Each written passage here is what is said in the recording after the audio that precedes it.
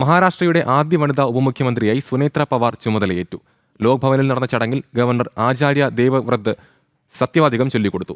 അജിത് പവാറിന്റെ വിയോഗത്തോടെ ഭാര്യ സുനേത്ര പവാറിനെ NCP നിയമസഭാ കക്ഷിയോഗം നേതാവായി തെരഞ്ഞെടുത്തിരുന്നു. മുംബൈയിൽ ചേർന്ന NCP നിയമസഭാ കക്ഷിയോഗമാണ് അന്തരിച്ച ഉപമുഖ്യമന്ത്രി അജിത് പവാറിന്റെ ഭാര്യ സുനേത്ര പവാറിനെ നേതാവായി തെരഞ്ഞെടുത്തത്.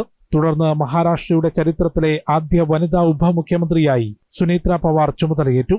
ലോക് ഭവനിൽ നടന്ന ചടങ്ങിൽ ഗവർണർ ആചാര്യ ദേവ്രത് സത്യവാചകം ചൊല്ലിക്കൊടുത്തു.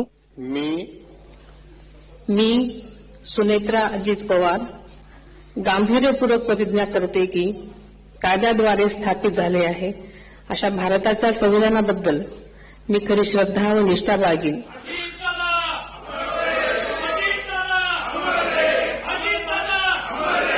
മുഖ്യമന്ത്രി ദേവേന്ദ്ര ഫഡ്നാവിസ്, ഉപമുഖ്യമന്ത്രി ഏക്നാഥ് ഷിൻഡെ, മറ്റു മന്ത്രിമാരും NCPയുടെ മുതിർന്ന നേതാക്കളും ചടങ്ങിൽ പങ്കെടുത്തു. വിമാനാപകടത്തിൽ അജിത് പവാറിന്റെ അപ്രതീക്ഷിത വിയോഗത്തോടെയാണ് നിലവിൽ രാജ്യസഭാംഗമായ സുനേത്ര പവാർ ഉപമുഖ്യമന്ത്രി സ്ഥാനത്തേക്കും NCP അജിത് പവാർ വിഭാഗത്തിന്റെ തലപ്പത്തേക്കും എത്തുന്നത്. ഏപ്രിലിൽ രാജ്യസഭാ കാലാവധി അവസാനിക്കുമ്പോൾ സജീവ രാഷ്ട്രീയത്തോട് വിട പറയാനാണ് ശരത് പവാറിന്റെ തീരുമാനം. ഇതോടെ ഇരുവിഭാഗവും ഒരുമിച്ച് NDAയ്ക്കൊപ്പം നിന്ന് കേന്ദ്ര സംസ്ഥാന മന്ത്രിസഭകളിൽ പ്രാതിനിധ്യം വർദ്ധിപ്പിക്കാനുള്ള ചർച്ചകൾക്കും അജിത് പവാർ നേരത്തെ തുടക്കം കുറിച്ചിരുന്നു. ജനം, ഡൽഹി.